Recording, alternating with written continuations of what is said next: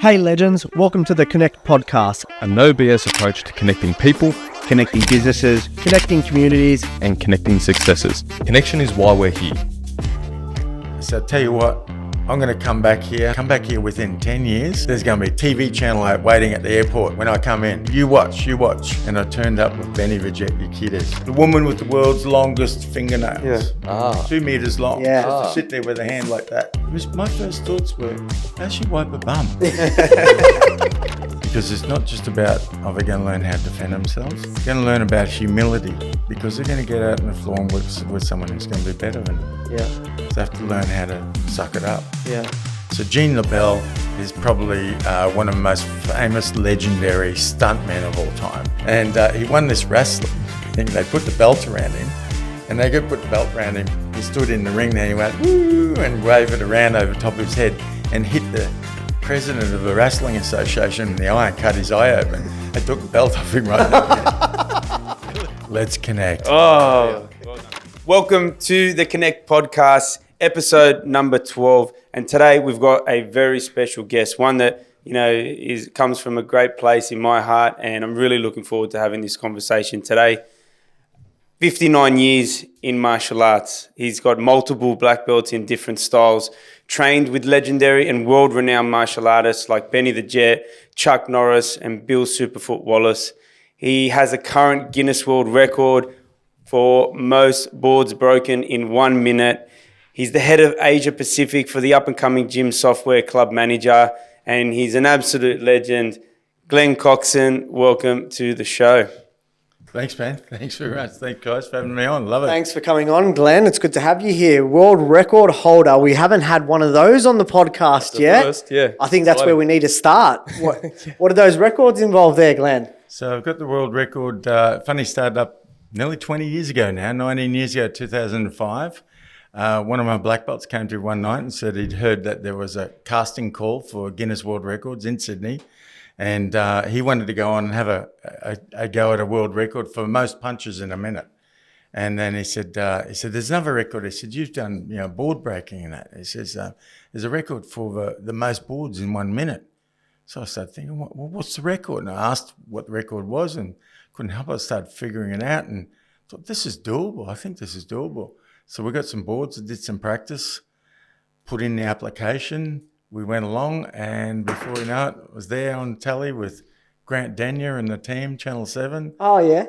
They made us do a practice run in the car park beforehand and so forth, just to make sure I could do it. And they were like, this looks great, let's go for it. Yeah. And it was great, and it's fantastic because that was August 2005, and the record still stands.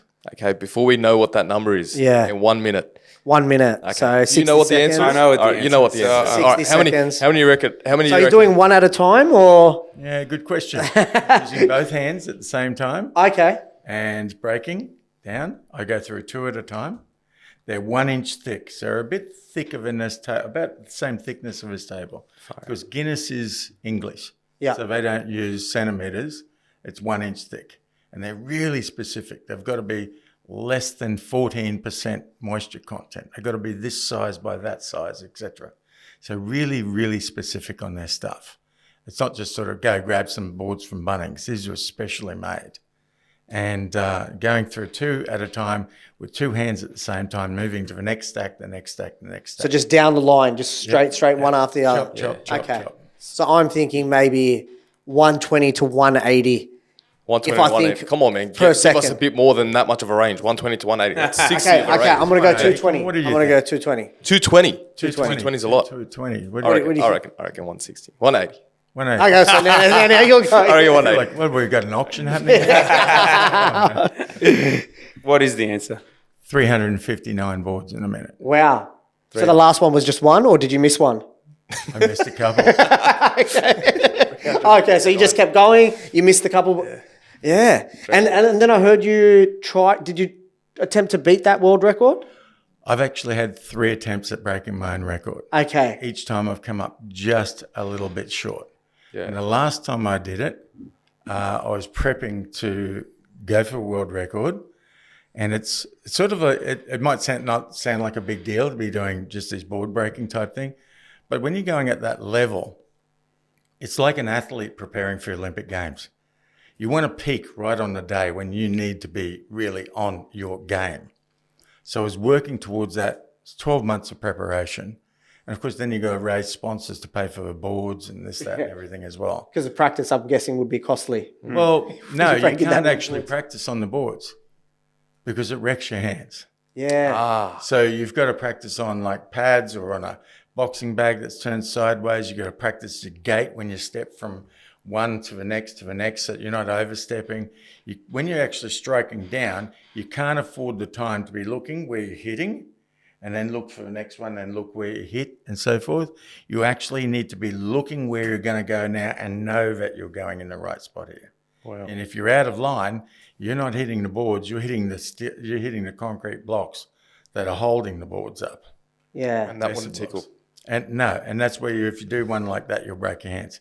Because I'm going through 2 inches of timber at a time. So it's quite a lot of force to go through. And I was prepping for my 3rd world record attempt. And I had a sore throat. And I was working out in the gym. I thought I'll go and deal with this because I don't like normally taking pills and things. I'll go to the doctor.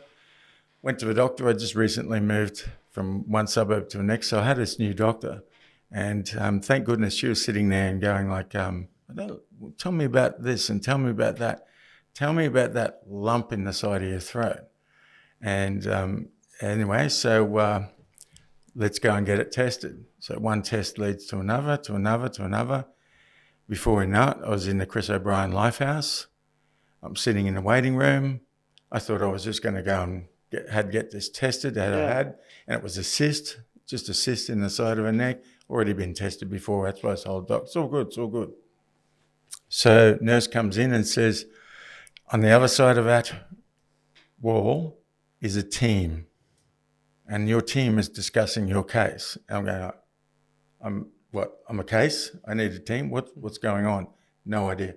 Stupid me, didn't even realise Chris O'Brien Lifehouse was the cancer hospital. Yeah. So in walk 6 professors, associate professors and so forth. I got their arms folded and body language told me straight away it's not good news. So first thing I said, so I get by the look of you guys, I didn't win the lotto. I think I've won the reverse lotto. Yeah. Is that about right? And one of them said, yeah, that's about right. I said, all right. Am I going to live? I said, if you're going to live, we're going to need to hit it with all we can get. And so it started my cancer journey. I don't tell you at the time, you find out later. Found out that I had late stage 4 cancer. Well done. It was in the neck. It had metastasized, meaning it had taken off and started to grow. It was out in the shoulder, was going towards my heart, was attached to the going up into the brain. So it was 2 lots of surgery. And sorry, how long ago was this? This was, I started my chemo. I was 2nd week of chemo 10 years ago this week. Wow. Yeah. So 10 years. Well, I've been cancer-free. I'm still here. Congratulations on that, because that's a big feat, especially to come out of that. And you wouldn't have even known, because you would think something like that would impact. It's a sore throat. Yeah. Just from. Yeah. So. And so, how many days before the 3rd record attempt? That was a month before, so I got put right off.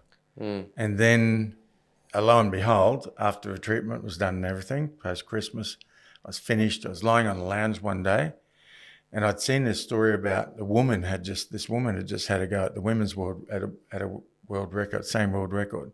They'd made a women's division. She'd done 184 boards in a minute, and I was sitting there, and I was looking at my legs on the lounge, not that I lie on the lounge, looking at my legs all the time. But, it was one of those days. And Benny knows what you're talking about. I just looked and I just went, they're not my legs. I could put my hands around my thigh and still have space. Yeah. And I was just looking, thinking, I was just all skin and bones. I drifted away to nothing. I looked and I just went like, you know what?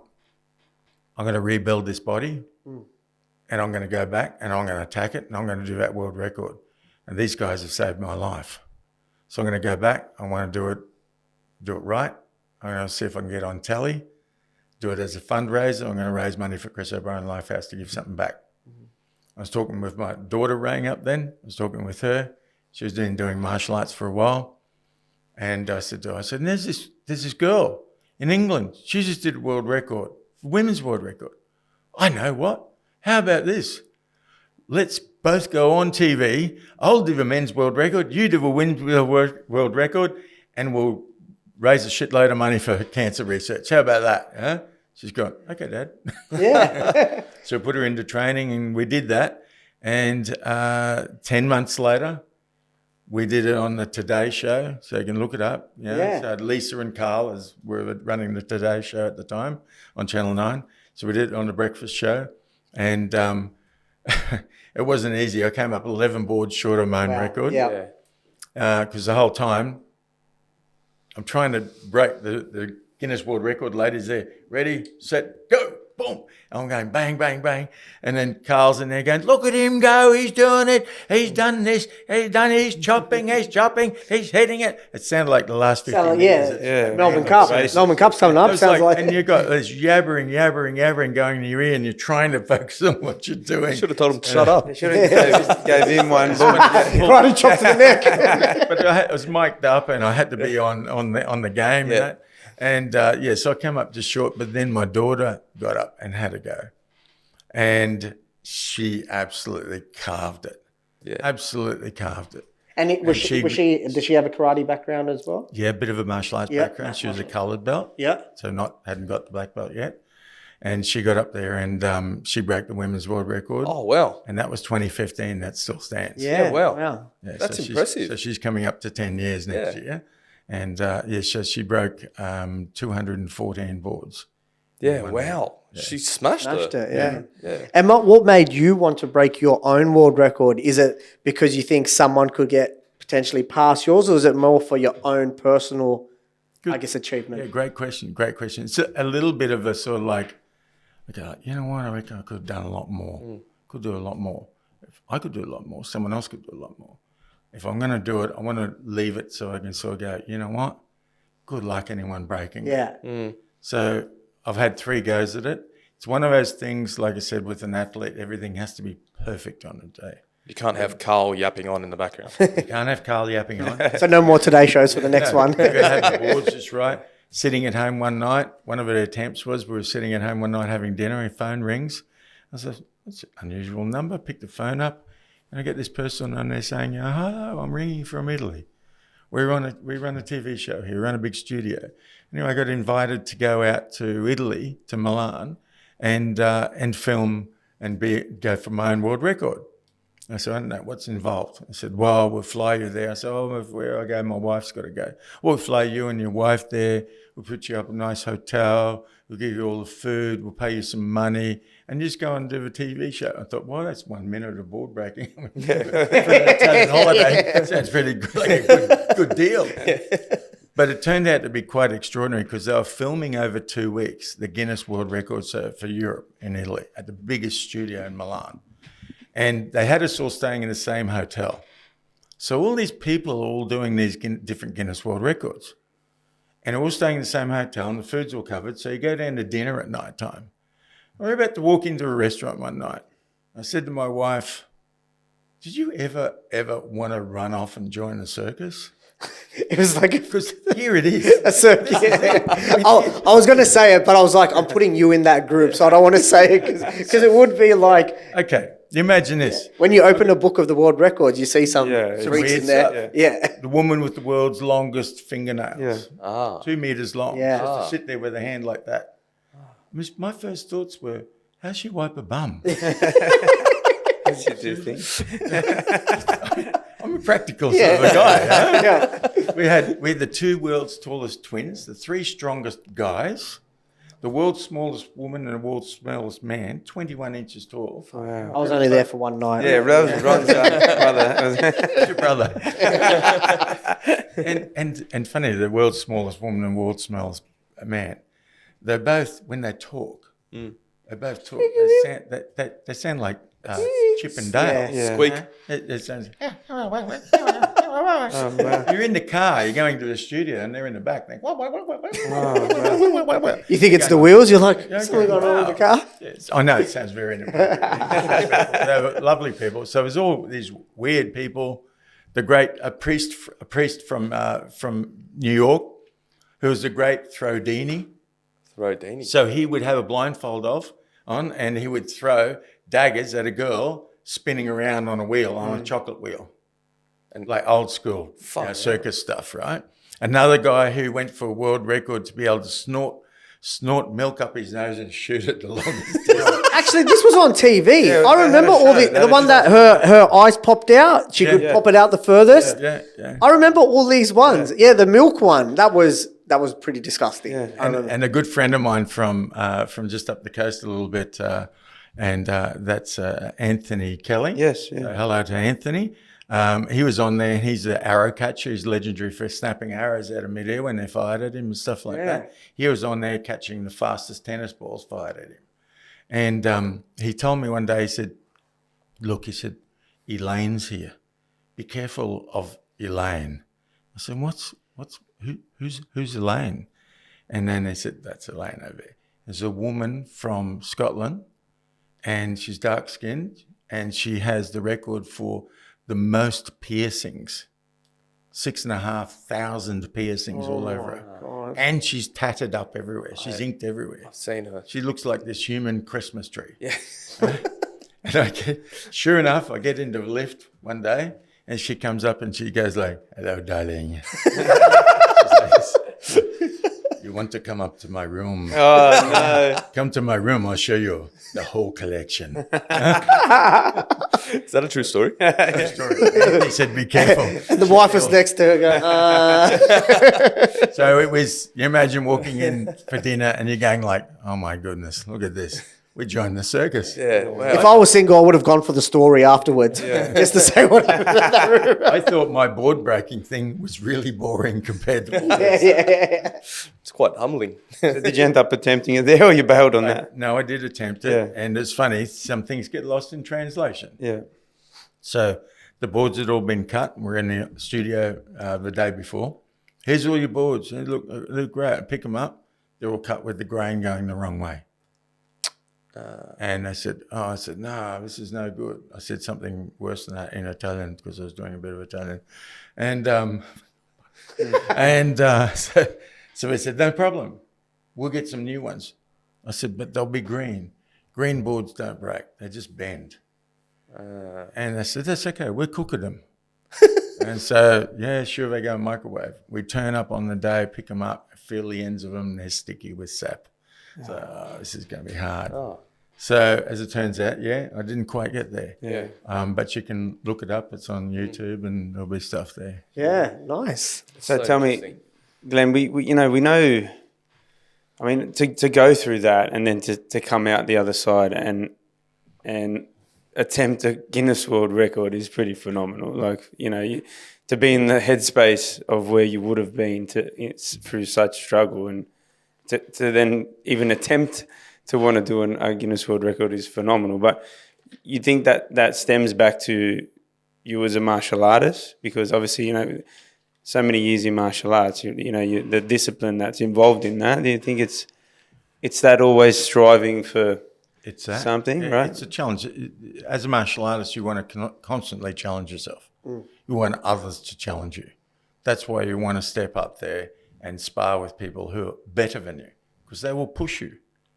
And there's no greater pride than when you tie a black belt around someone for the first time as an instructor. There's usually never a dry eye in a house, isn't it? That's true. I agree. So when you're actually tying a black belt around someone, as you're doing it, you're flashing back to when this person walked in the door. Maybe they were a kid. Maybe it was someone who had 2 left feet. And they just, did everything, poked themselves in the eye, made every mistake in the book. And now, one day, you've turned them into a warrior. And at the end of the day, when we're doing a black belt grading and everyone has to do hours and hours and hours hard testing, and I turn to a panel of black belts and always say, look, at the end of the day, we're making real warriors here.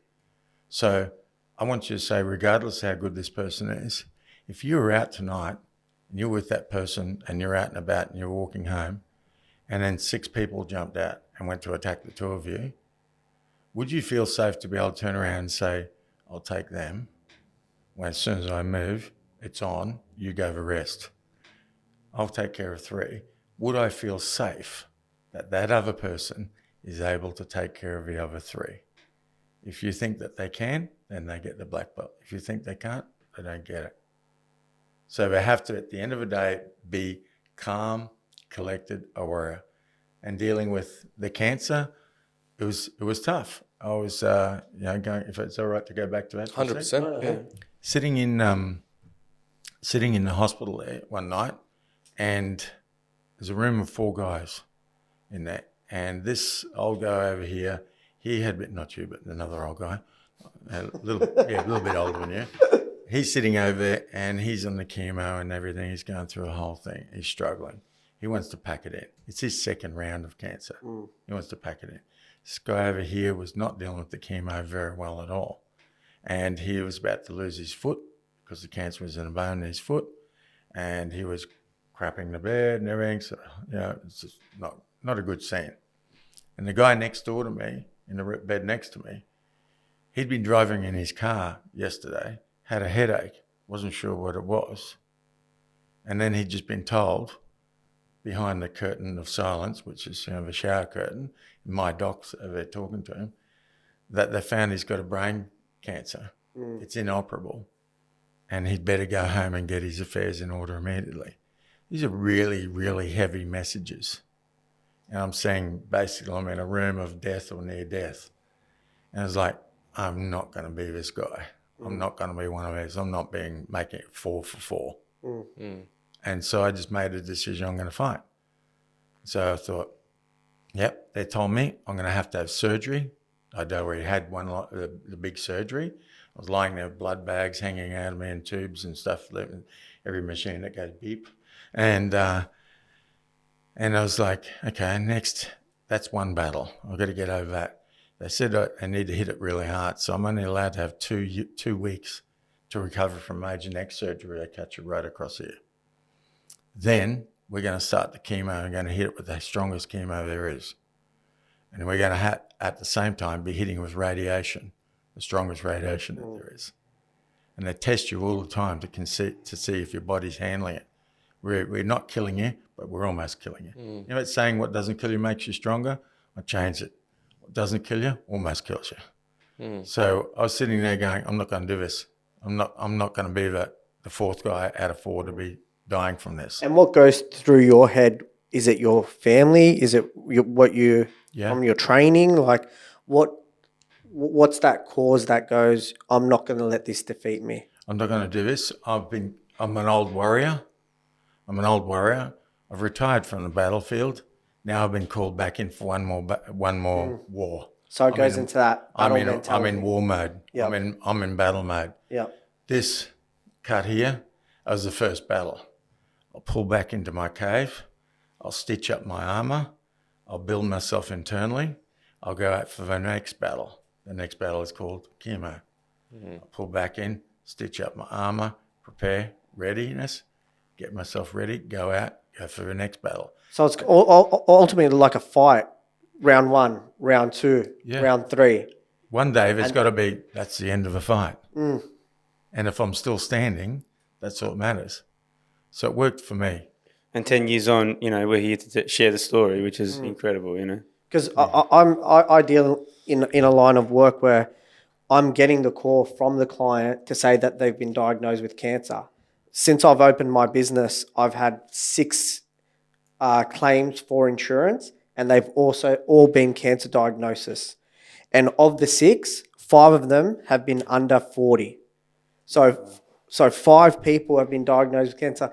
And in 2 of those cases, I was the first one that they called. And, to hear someone that that, and it's all been from just like yourself, out of the blue. No ill health, anything, never had any issues with doctors, and all of a sudden like this. And it's more the mental battle than anything. And I'm still seeing the case after years of helping with the claim where now the mental side of things is starting to defeat some of those clients.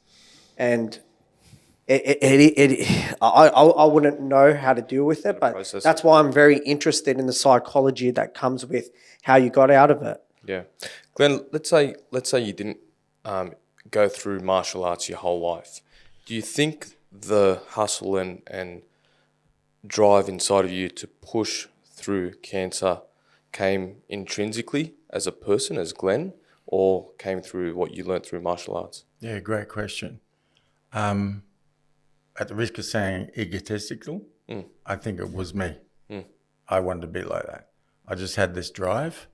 I grew up in North Queensland, and I saw in North Queensland at the time, guys next door, meet girl next door, get married, have kids, life goes on, married, kids, life goes on.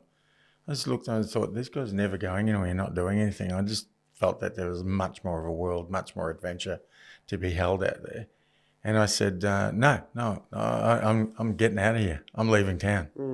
I was growing up in Townsville, and it was a great place at the time.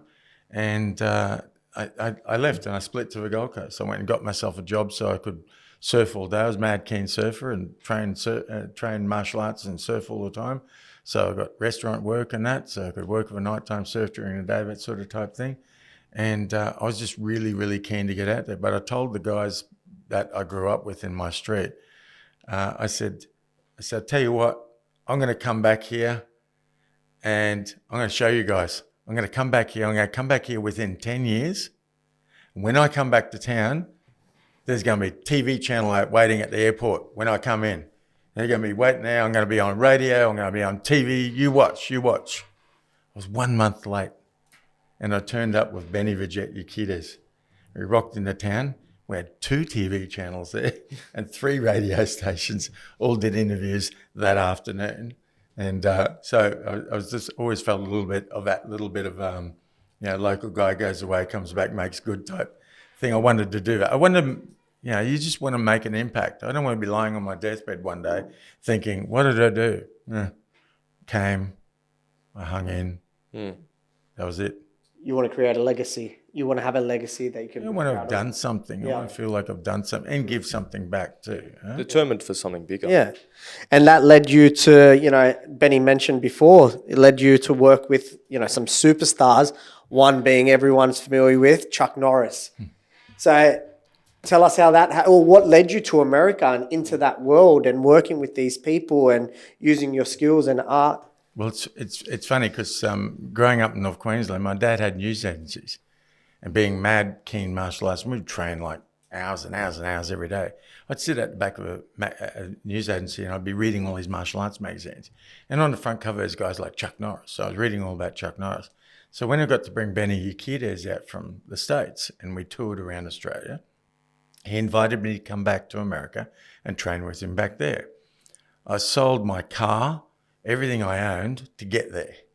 And I went there and I just thought, when you've invested that much, you train and you train real hard. So I was training on the floor with the new routines he'd taught me. I was training barefoot and I was just training so much that I'd actually worn the skin off the bottom of my feet and I was bleeding.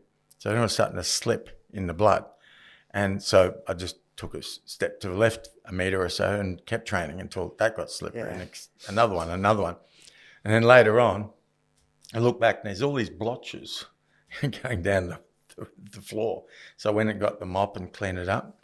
Benny was working with Chuck Norris. He was his trainer.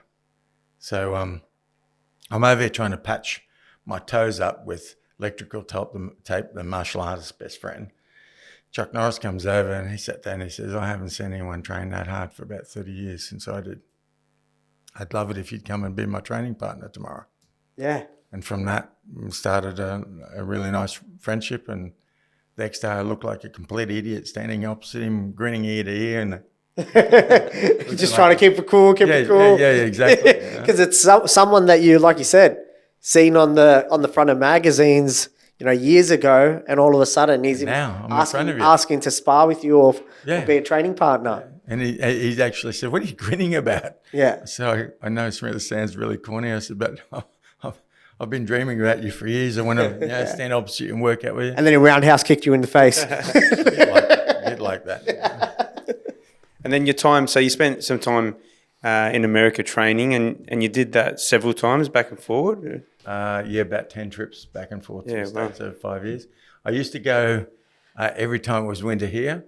I'd take off to the States. California, was it? Yeah, to Yeah. California. So I had 5 years of the endless summer, That's and it was just like probably the best 5 years of my life. yeah. Yeah, I didn't feel any winter for 5 years. And then traveling back and forth. Did you have a school here at the time, or did you Yeah. then promote the martial arts school? No, I had several schools here. I was teaching up the coast. I lived up near Port Macquarie at the time, and I had about 6 schools going up there. So I had all the other instructors to help run the schools while I was away, which was kind of cool.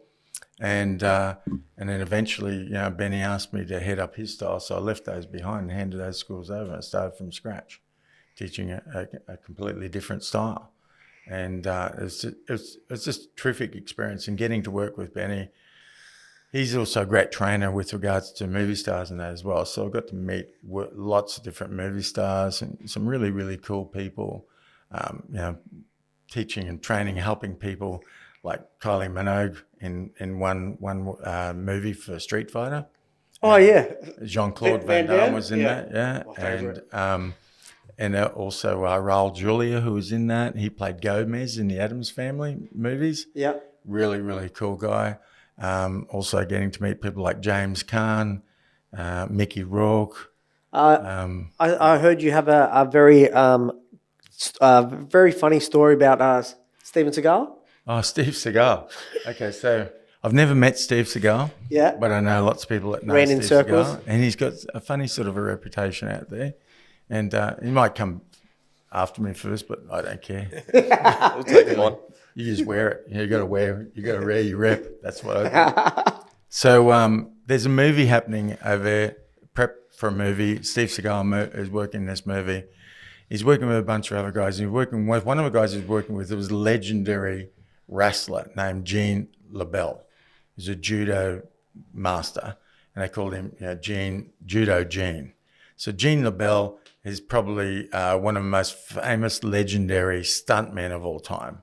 He's done all these stunts for things like riding the motorbike in The Great Escape jumping over the fence. Oh, sorry. Yeah, over the fence in The Great Escape movie, going way back in the 60s, 70s, 80s, 90s. Guy's done so many plane crashes, car crashes, this, that, and everything. You wouldn't believe it. And that was the era of the real stunt man. Yeah, the real stunt Yeah. man. And anyway, so big tough guy, and the absolute greatest, one of the greatest wrestlers of all time. Held the record for actually holding the world title for a wrestling for the shortest possible time. He had won this wrestling thing back when they did real wrestling, not show wrestling so much, and he won this wrestling thing. They put the belt around him, and they put the belt around him. He stood in the ring there, and he went woo and waved it around over the top of his head and hit the president of the Wrestling Association in the eye and cut his eye open. They took the belt off him right in the end. So he held the belt apparently for 17 seconds. So he's in this movie with Van Damme. He's working in there doing stunt work and all that sort of thing. And they're talking through the fight scene. And then it came to a point where, Gene said, well, when you do this move, why don't we do that? And then we'd have a choke and that. He says, if you've tried that, you couldn't choke me. And he said, yeah. He said, no, in real. He said, that's not real. It wouldn't work. So we won't do it in the movie. He said, no, I could do it. And he says, yeah, go on. How about you try it? And he goes, well, if I try it, I'll choke you. I'll put your choke on. You wouldn't be able to choke me. I'll do this. I'm an Aikido grandmaster. I'll do this. I'll throw you and blah, blah. You'll break into a million pieces. And Gene's just gone like, well, you can have a crack if you want, but I'll choke you if I get a hold of you. And he's gone, no, you won't. It's all right. Let's give it a try. And so Seagal went for Gene, went for him good and proper.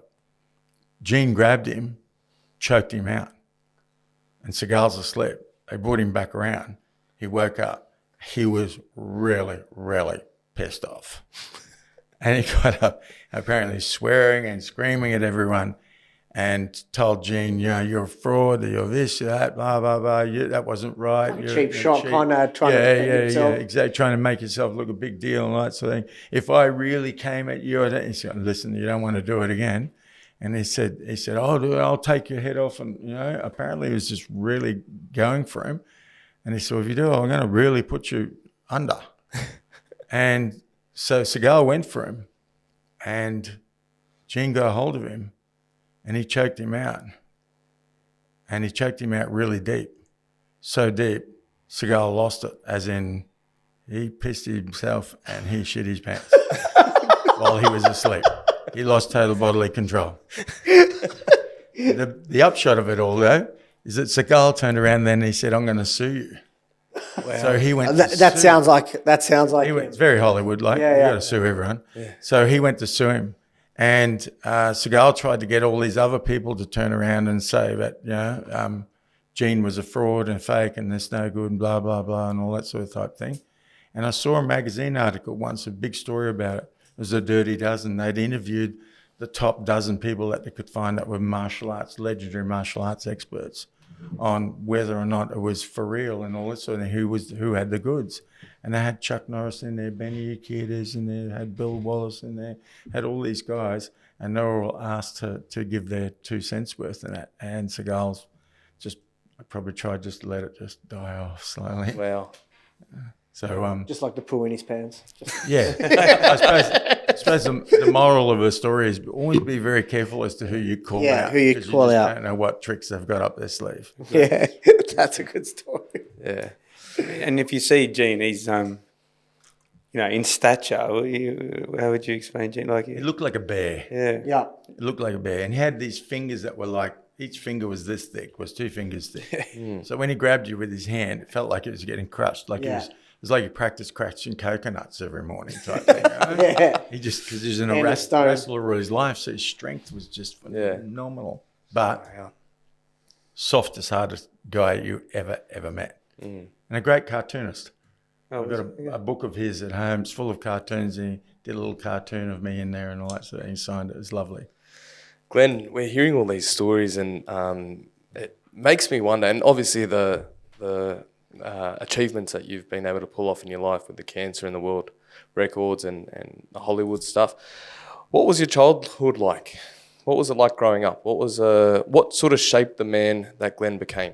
Well, this is one of those. Let's talk about your mother. It can go that way. It can go another way. It's up like to that. you. It's One of those Ando specials where he's painting and then talking about your life. Yeah, just finding out about. however you decide to take it. What did it look like? What shaped the man that is Glenn today? I think it was the fact that I was growing up in what I thought was a nowhere, nothing future place like Townsville. Apologies to anyone in Townsville that's listening. All our viewers in Townsville. For all our viewers in We've Townsville. just lost all of them. Yeah. Shano, thanks for watching. All our viewers in Townsville, you know what I'm talking about. So I think it was just that drive to like do something more, be something more. And we've all got it within ourselves. It's a matter of what's going to be your trigger.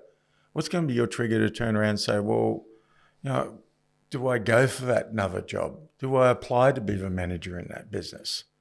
Do I, try and build my business? Can I replicate my business? How do I scale? How do I do this? How do I do that? And the good thing is these days, there's so much online. There's so many services and service providers and mentors and coaches and so forth out there. There's really no excuse for you to not get there if you don't have at least that initial spark within yourself. But the thing that I've found is that you can't just turn around and just say, yeah, that looks pretty cool. Mount Everest. I'm going to climb Mount Everest. And I'll go and book my ticket now to Nepal. You can't do that. You got to start small, work your way up. You got to break it apart and work out how you're going to do it, anything. So I set myself challenges. And I look at it as cancer was a challenge of chance. Just by chance, I got cancer. Right? I set up challenges of choice. So I choose to do a challenge, then another challenge, then another challenge, a bigger. A world record opportunity comes along. I'm going to take on that as a challenge. Every single challenge that you do in your life builds on your experience. You learn to also gather a team around you if and where necessary. You tap into their experience. You set an action plan and you start to execute it accordingly. And you'll find the more you do that, the bigger the challenges you want to take on. It's sort of a bit addictive. And so I like to take on challenges. And I think that's where it all started. I didn't want to just be another person growing up in a small country town, doing whatever, living out my dreams, my life. My whole highlight might have been a 2-week cruise in the Pacific or something or other, where I saw a couple of other places and I met other people. I think a lot of our viewers will resonate with that. You know, we do have a lot that are in business, whether they've started a business or further down the road with it, but all had that sort of burning desire to be something, to do something, you know. And when you find the craft or the thing that you love, you chase it with passion, you know. And I think that's who we are, you know. I believe no one was brought here to earth to sort of be mediocre, you know. You all have something that you can aspire to. Yeah. And you just got to have enough drive in yourself to get yourself started. Take on one challenge and another. And one challenge inspires you to, and one success inspires you to another. And not all successes. I told you I've had 3 attempts at my own world record for the most boards broken in 1 minute. But funny enough, after that day, when my daughter got given a book and got given a certificate with a Guinness World Record and that, in the book there we found there was another record in there for board breaking. There was a guy in Korea that had the world record for the fastest to break 1,000 boards. So we got home that day and we were licking our wounds, so to speak, and patching ourselves up. And my daughter flips in, "Oh, look at this, Dad. There's another guy in there, board breaking record." So what's that? He said, "Fastest to break 1,000 boards." I was like, "Oh, what's that? How long was it?" It was 20 minutes and 33 seconds. I was like, tick, tick, tick, tick with the fingers. Do the numbers. But based on your Did he result, stop? you would have stopped for lunch. Yeah. What I thought, did you stop for lunch? Tell a few jokes. I just started working it out. And anyway, so 2 years later, I went for a world record for fastest to break 1,000 boards. And in practice, I reckoned I could have taken it from 20 minutes down to 5. Well, And we did it at another world championship, a martial arts world championships on the Gold Coast. And there was thousands of people there. So I thought, we'll do it right, and we'll go for 2 world records in a day. I'll go for that, but we'll also go for another record, and that's the most people to break a board simultaneously at the same time in one location. And the record was 300 and something or whatever. There was 2,000 people at this and 3,000 spectators. So we had it all lined up, and we had 500 odd people go for it and break one board at the same time. So I was one of them, so I got to have that record. I did the record I wanted to do. I went for the fastest to break 1,000 boards, and I thought, this is the last time I ever want to do a record. yeah. As the last one, this is the one. I'm going to really, really zoom in on this one. So I was really in the zone. TV cameras had 2 TV channels there, 7, 9, so forth, all there. And that's saying, I want to do an interview. I got my daughter running interference. So I got her to say, no, not going to talk to anyone until after the record. I need to be in the zone. I don't want another Carl yabbering. Mate, just a quick interview. Yeah, exactly. Yeah. And they go, okay, now we're going to do a record. Oh, what? You're trying to get your act together real quick. No, you need to be in the zone. Mm-hmm. So I was in the zone, and the day that my daughter had done the world record a couple of years before, she had Arnold Schwarzenegger playing his 6 rules of success. Don't listen to the naysayers. You know? All this sort of type stuff. And it's a very, very inspirational talk. You should check it out sometime. It's great. Get to the chopper. Yeah, get to the chopper. And it's number 5. Yeah.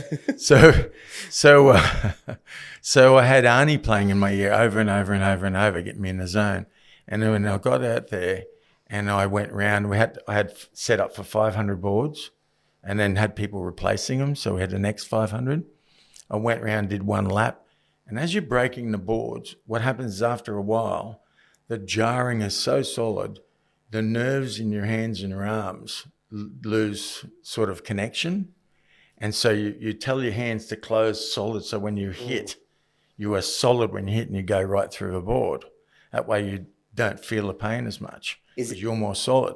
Now, after a while, your brain says close the fist, but they turn to jello. Yeah. So the plan was, I'll do the first 500 and I'll stop and I'll plunge them in salty ice water like an ice bath and put them in an ice bath.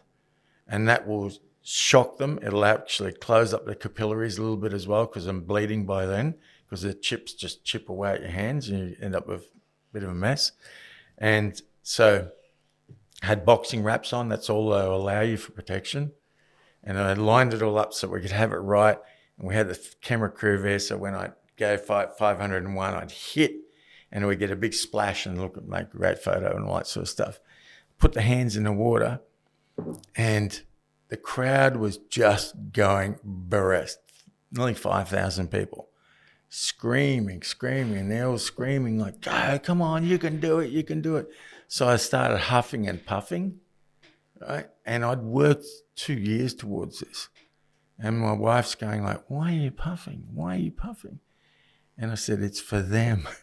They need to think it's a challenge. Yeah. It's for them. And it was wonderful because Everyone loves an underdog as well. Yeah. I was that much in the zone on the day that I knew I had it. This is my day and I'm going to play it the way I want to play it. Yeah. And then I got up and went for the next bit. And I came into the last home stretch. And there was a guy, Anthony Ryan, if they're out there, you know it's you. He was dealing with some real challenges as well and suffers from cancer. And he's standing opposite me at one stage and he's going, come on. I said, check this out. Because you do the broad break and you're going, chick, chick, chick, chick, chick. It's like you got to get a rhythm. And I thought, I was just going to show you a quick run of about 50 boards here. And I just went like, bang, bang, bang, bang, bang, bang, bang, bang, bang, bang, bang, like that. Boom. And he's just going, ah. So it's just like, it was my day. Yeah. I got to be able to do it. So the world record was 20 minutes, 33 seconds. We cut it in 10 minutes, 10 seconds. Wowza. Yeah, wow. With a nice break. With a nice Nice break in the ice. Did you For look 4 minutes. the person that made the first record? Did you look at their style beforehand, Yeah, did you study that? or did you have your own plan of action? Had my own plan of action. Had a guy who knew all about timber, how to set the timber up the right way and everything. Went down to Bunnings, had a bit of a workout. The training was actually quite vigorous. So he'd set up bands. So he had a band work to sort of mimic the actual movement pattern. Yeah. You know, it's not something you just walk up and have a crack at, right? These are world records. There's thousands of people that are trying to break these things all the time. So. Going at that rate, my heart would get to 218 to 226. The heart rate, 226. Yeah, well, I was only, 50 red years line. old. Red line. That's redlining. Yeah. Redlining, right on verge of heart attack type. Yeah. Even the movement pattern between your feet to shuffle, but you can't shuffle too far because you have to strategically hit the center of the board. Because like you said, you're hitting the concrete block. If you're not, you got to go. It was like that guy that tried to do the coconuts, and he kept hitting the blade that was, or something that was next to it, and he just kept missing. And you won't break. You won't break. And then you're just hurting your hand more and more as you're getting to the next causing one. damage. Yeah, You've got to go bullseye, bullseye, bullseye, bullseye. Yeah. Every Bullseye. shot. Keep that focus. Keep that focus. But like you said, you got to, and that's coming from that constant training where it's just clockwork of moving It's got to across. be. You got to autopilot. twin hand too, right? So most people that don't train are commonly stronger in one hand. So now you then have to teach both to move in the same action. Yeah. And be of same force Yeah. to break, right? So, When you think about the specifics of how how accurate everything has to be, how Like down to a tactical and millimetre. strategic everything has to be to Like, pull something like that off. You break 300 boards. Yeah, on the surface level, it's like, oh yeah, that's pretty cool. But then when you go into the detail of how specific and And that's what makes the difference whether you can do it or not. Yeah. When I went to Milan, and we're doing the world record over there, and the guys over there do these shows time after time after time. It was the biggest show in Italy at the time. We got to dine out a couple of times afterwards, and when people asking, "Oh, you visited Italy? What are you here for?" "Oh, we're here TV show." "Oh, TV show? What TV show?" "Guinness World Records." "Yeah, I did the credit." "Oh, we've seen you." "Oh, yeah, you have free dessert." So then after, once we got the first free dessert, then it was like, "Oh, hey, we're here from." That's how you start introducing yourself. Well, he's just carrying a board everywhere. like that guy on The Simpsons. "Hi, you might remember me from such shows as Guinness World Records." No, but Troy McClure. Yeah, Troy McClure, that's him there. So it's funny talking talking to the guys on the set there, the Guinness World Record guys from Europe and that. I said, so, my record for most boards in 1 minute, how many people have also tried that, because I've had the record since 2005. And he says, oh, many. I said, what does many mean? How many? Oh, we can't say. Like 5? No, more. Like 50? Not so many. I was like, sort of toing and froing. So I gathered it was somewhere around about 15 to 20 people. Had a crack at it type thing, which is good enough. Yeah. So I encourage anyone who wants to have a crack at that world record, want to do it, go for it. And is your world record days over in terms of attempting it? Have you gone, okay, that's done it it 3 times? Yeah, that's it. That's done. And but also say never say never. Yeah. And so now it's, I guess, the coaching and teaching others, I guess, what you do. And I know Benny's involved in that as well. He runs his own a studio, dojo, sorry. There's a lot of youngsters that are coming into this world, but there's also a lot of parents that might be apprehensive of letting their children, into this combat sport or, the teachings. What would you say to those parents that might be a little bit apprehensive and, I guess the benefits and from a mentality point of view or self-defense, what could be the benefits of someone that's thinking about it that might be a little bit put off? Yeah. I always just say to parents, this is the best thing you will ever get your child to do. Because it's not just about, they're going to learn how to defend themselves. They're going to learn about humility. Because they're going to get out on the floor and work with someone who's going to be better than them. Yeah. So they have to learn how to suck it up. Yeah. Pull themselves back together. Learn from the experience. Then they're going to get to be maybe champion level. Going to have to learn how to deal with ego and not get carried away because there's always a faster gun out there. So they learn so much more than just the physical side of it. They'll learn how to control themselves. They'll learn how to control themselves before they can control someone else or another situation or challenge. They learn so much more about themselves internally so that they're ready to take on everything and anything. And so that's what gets them through to where they sort of go like, I want to go to university. I want to do this. I want to do that. And because of everything they've learned along the lessons throughout their martial arts career, they've been knocked down, but they've learned how to get back up. Yeah. So they'll always keep doing a comeback, another comeback. They won't be someone who gives up, but they also learn how to give back as well. So they'll be a better member of the community. We talked a bit about this in training actually today and yesterday about, having to deal with your emotions.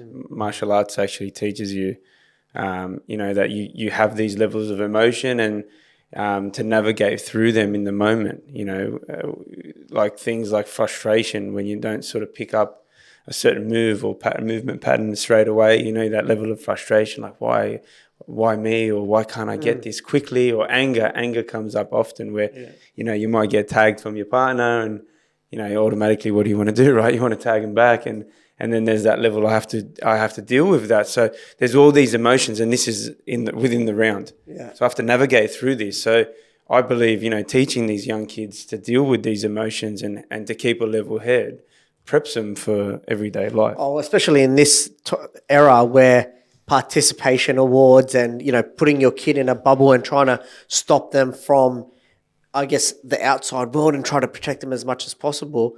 I think you're doing a worse off job for that kid instead of, opening them up to, like you said, humility, ego, having to fight their way out. I think not physically fight, but not always being safeguarded from the world that we live in. Yeah, I agree. Because they get into the real world and they find out that they're not prepared because they've been sheltered their whole life and they haven't learnt those lessons. I haven't learned how do you learn anything in life? You learn through mistakes. Yep. If you're going to wrap someone in that much cotton wool that you don't let them make mistakes and you're going to tell them everything that they did, they looked in the mirror, you look fantastic, you did great today, you did great, or didn't do anything, That you're just giving them all this false sense of security, false sense of self-belief. There's no substance to it. type thing. 100%. It'd be like saying to him, what are you going to just? You're just going to say, you know what? You identify. This is one of my favorite hate words. You identify as a pilot. How about you fly us to Melbourne today? Yeah. How would you feel about that? Yeah. How well? But we don't want to challenge him because he identifies as a pilot. But you can identify a lot, but you can't do it. Yeah.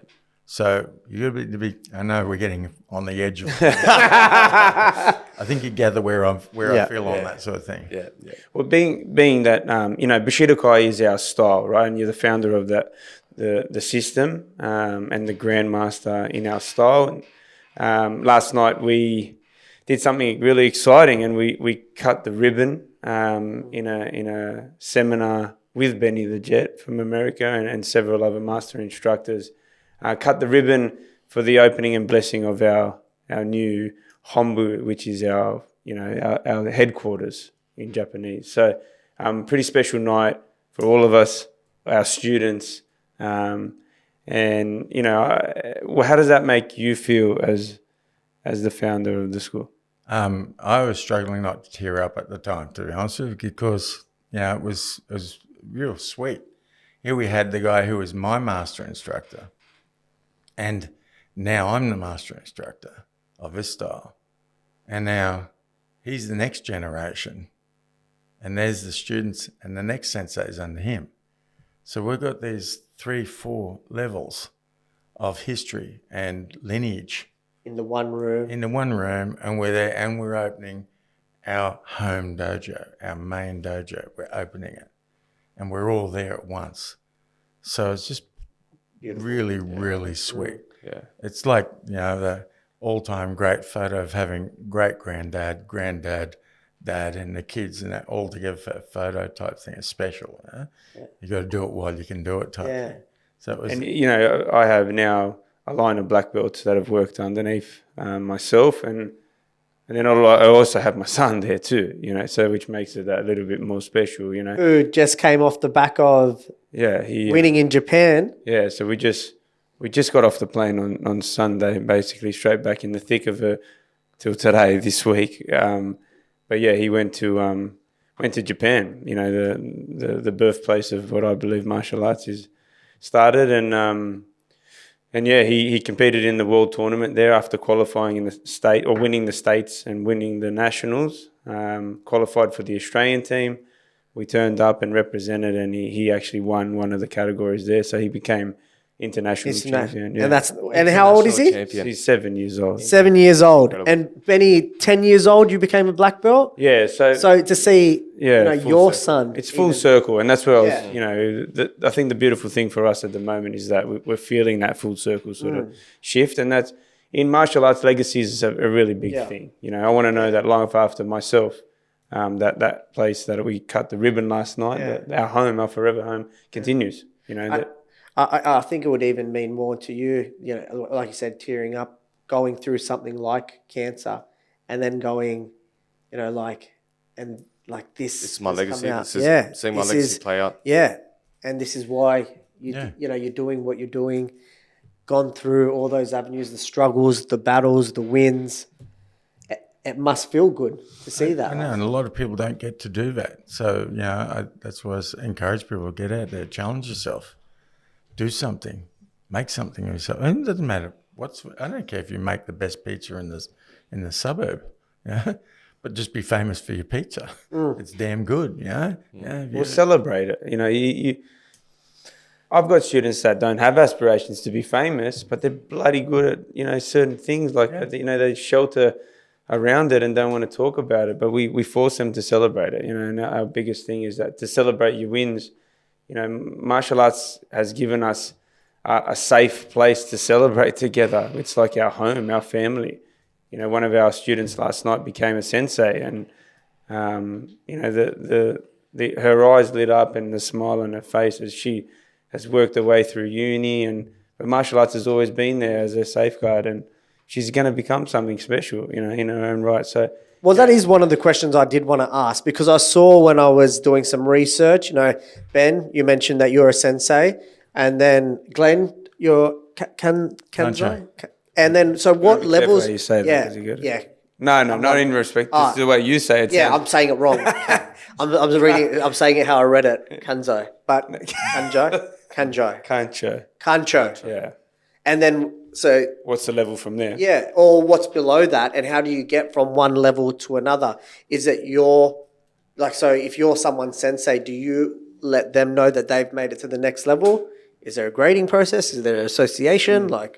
Is there a brown paper bag? Yeah. What is that? That happens. Yeah. But that's not how this happened. I mean, from initial start, you should work your way to a senior rank, and then you become what we call a senpai. So a senpai is a teacher in training, and normally they'll take the floor from time to time and sort of head up the class, and maybe it's just the warm up initially and that's an exciting process because I get to watch these kids come out of their shell. I had a little boy last week, Heath. I said, who wants to take the warm up? This kid's 8 years old. Big whippersnapper up the back, puts his hand up. Yep, I'm coming up the front. And, he took the warm up and he said it word for word exactly how I did. And it's kind of refreshing knowing that, okay, well, although he's down the back there, he's actually listening. And you think that could be a senpai, a future senpai for us. Like you said, they're the quiet ones that just want to keep, but it gives them a chance to stand up the everything. front, And But the thing is, now that kid is not just another kid in the class when he's at school. He's showing leadership. He's learning the leadership skill to walk up the front and take charge and lead by example. So there's courage there that's involved. There's knowledge. There's understanding. He needs to be able to communicate what he wants others to do. I mean, we've spoken about this on the podcast about the level of communication skills from the younger generation.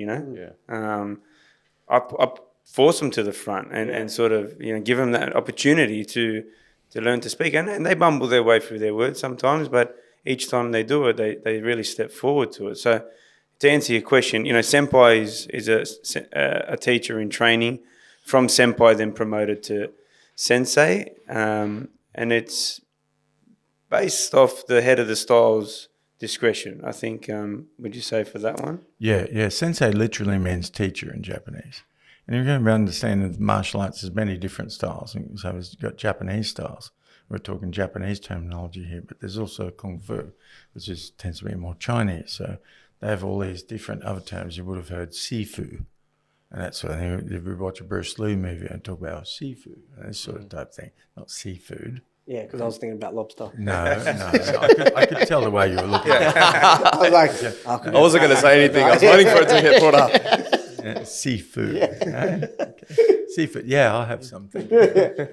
So you've got sensei, which means teacher, and then there's many other different names between, but some of the most common ones from there would be a senior instructor. A senior instructor, quite often the head of a school, will be a shihan. Shihan is a title, not necessarily to do with rank.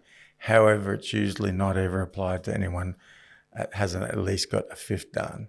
And there's 10 dans between black belt and the end of everything. And even I don't wear a 10th dan. I wear a 7th dan.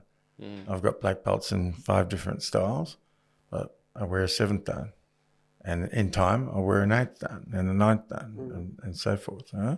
But Shihan's the next level, and if that's to be Ben, it's not until he's at least a 5th dan.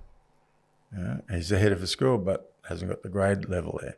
Yeah. You shouldn't see people around there who are called Shihan or a 3rd dan or a 2nd dan or something like that. And so given all your achievements, which we've just discussed, what's next for you, Glenn? Like where do you go from here? Being a world record holder, being where you're at the moment, having the schools, being overseas, working with move stars, like what's next for you? I'd say just from here, I'm happy to see and help develop the next gen. Yeah. For me, myself personally, it's more about passing on the knowledge and that legacy concept and having next generation, always working on my own stuff and still developing more stuff for Bushido-Kai. But it's not developing it for me so much. It's more I feel like I'm developing it for the next gen. Yeah. And seeing them develop, them grow, them improve and leaving something good for the art, leaving something behind for the industry, helping the industry grow. And what's your proudest moment that you can say, that is what I want to be known, or that is my proudest moment? Whoa. It's a heavy question. That's a hard question. I don't think it's necessarily the world records. I don't think it's necessarily that. I'd say possibly, I think just the people I get to leave behind and what others will say about me. Yep. In that I was a good martial artist, strong martial artist, and that I helped the industry and I left a positive mark on the industry. Well, we haven't talked a lot about your involvement, and I mean, it could be a whole nother segment, in terms of what you've given back. Because a lot of guys, they teach, and they're great teachers or great shians, and run their schools, but it's very closed industry where you work with who you work with, and that's it. Glenn and a few others, real promoters of the industry. And what I mean by that is, really working to sort of have this collective base of everybody working together approach. Often there's the MA Club luncheons that, he will head up and bring all of different styles together for a regular catch-up lunch. Like, that's unheard of. They don't do that. I don't know why the industry's shifted like that, but a lot of people closed-door policy for whatever reason, where these guys are full inclusive. Just, everyone get together, share stories like this, because there's lots of knowledge out there. A good friend of yours, Graham, also, huge promoter in the industry, he puts awards nights on with your help, and, just constantly giving back to everybody, not just the one style, one system. And what I did want to mention today is Club Manager. Club Manager is a gym software. Glenn is the head of the Asia Pacific for this particular software that, I use Club Manager, so I'm an advocate for it. It's the gym software that my members use. It's a platform that's allowed us to give so much back to the member, because, we can share information easily to them. The timetables and everything's listed there. The payment platforms are very easy for everybody to be a part of. Like, there's no notes written down in the book anymore, and you're collecting cash on the side, which a lot of schools are still doing. Oh, well, you see some gyms, like, they're starting up. They probably need to, when you're thinking about scaling your business, getting to different locations, starting to get more membership, these are the things that you have to consider, right? Because if you're not scaling and you're not evolving and you're not putting technology in your business, this is where we see a lot of gyms that were there last year. I once trained in a school that you'd have to make the payment on the first week of the month. She expected that everybody would just do a direct transfer and then every second week of the month we'd all get a grumbling message saying, where's my money? Yeah. And it was just constant stress for the club, and you'd think, there's got to be a better way, to do this. So I'll let you speak on Club Manager. But. Yeah, look, these days there's so many great things with software, and it's expanding all the time with AI now and that as well. So, being able to have a lot of the mundane tasks of sending out a thank you email. So you just signed up to the gym. Thanks very much for joining Shadowbox headquarters. We know you're going to love it here. We've got our own members app where you can do this and that and watch videos and share and see our social media threads and everything all coming through. And that so thanks for joining. An automated email. So when I sign up on an iPad or I'm on the bus and I see if it's got the 7-day membership, I should be able to go, oh yeah, great. Pop in a few details and that. Pop in my card, banks, all secure. Boom. Now I get an email that says, thanks very much for joining. Here's how to put the app on your phone. Here's that. Now you've got the app on the phone. Here's how you book in for all your classes.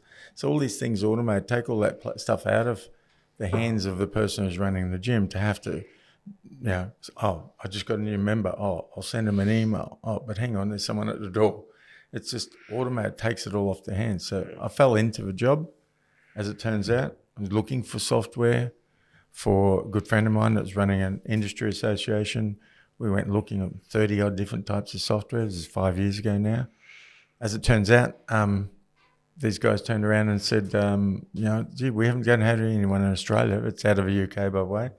And we don't have anyone in Australia. Would you be interested in taking the role on? So sort of fell into the job as it It's almost like that commercial. Like I was looking, what is it? I was looking for that thing, and then I bought the business. Like, I loved it so much I bought the business. It's almost like that. Yeah, so you went from a customer to a representative Yeah. of that, showing how much you believed in that software.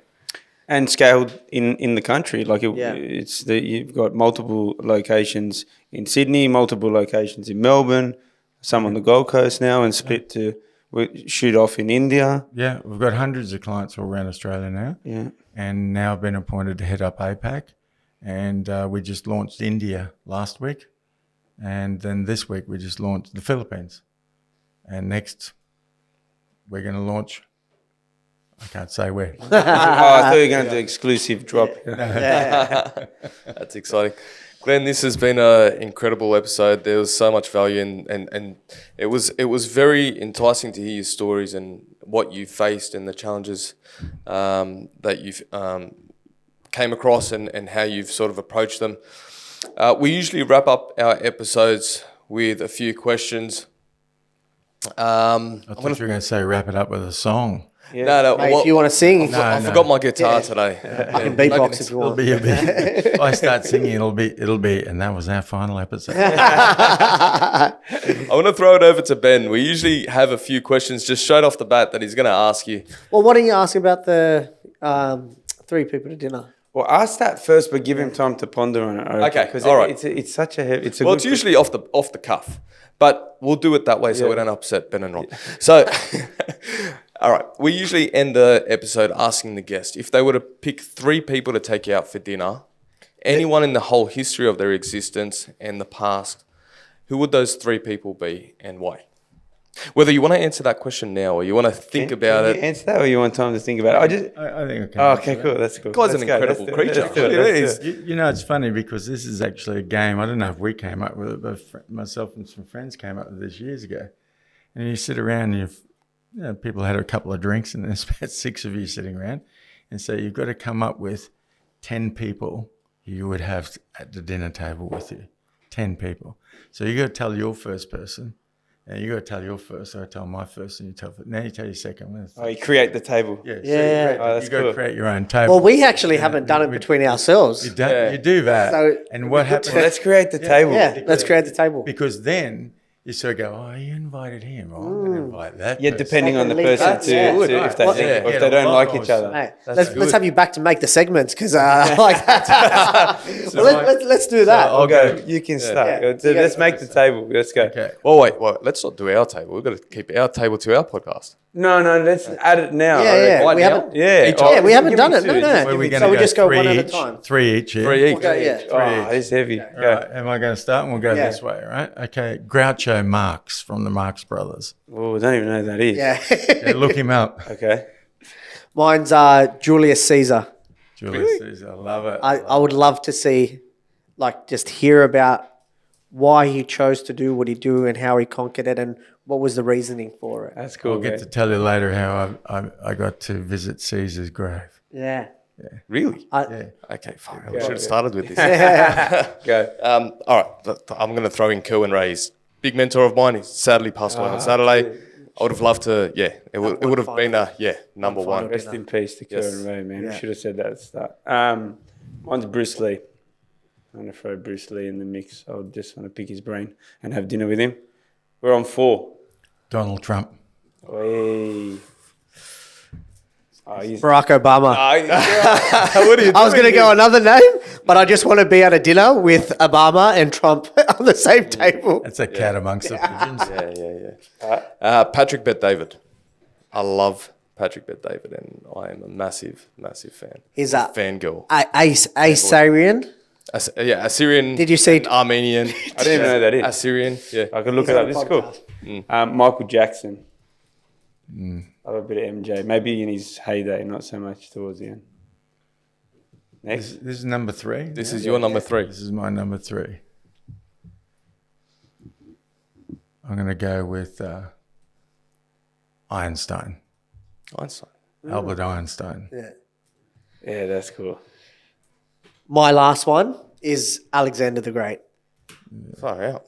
Caesar, Alexander And yeah, the Great. they're true. I've read all like so many novels about, and I just Wow, that's heavy. I would love to be an eagle back in time, just watching a battle and just seeing two major armies just clashing on the battlefield. That's cool. Like I think about that when I read these stories. I love it. I just love that era. My last one will be Jesus. Did grow up Catholic, but that's not why. It would be interesting to know and have conversations about what he's taught and how the perception of how that sort of played out 2,000 years later and what the reality of that is. And sort of there'll be some very, very interesting conversations. It'll be really That's a cool. good one. That's a really Going through the Bible and saying, "Is this still relevant?" Is this what really happened? Yeah. That Let's just check on these things. That whole wine into water thing. You know? we do that? Oh no, Let's sorry, try. it was the water into wine. Yeah. I'm able to turn wine into water. Did you know that? Yeah, For your body. When you go to the toilet. Pass it through. This is the 12th because we did 3 each. but anyway. You're lucky. We talked about him before, and I think this guy's awesome. I know you love him too, Arnold Schwarzenegger. Oh, yeah. I just think Arnie. I mean, you put Barack and that in there.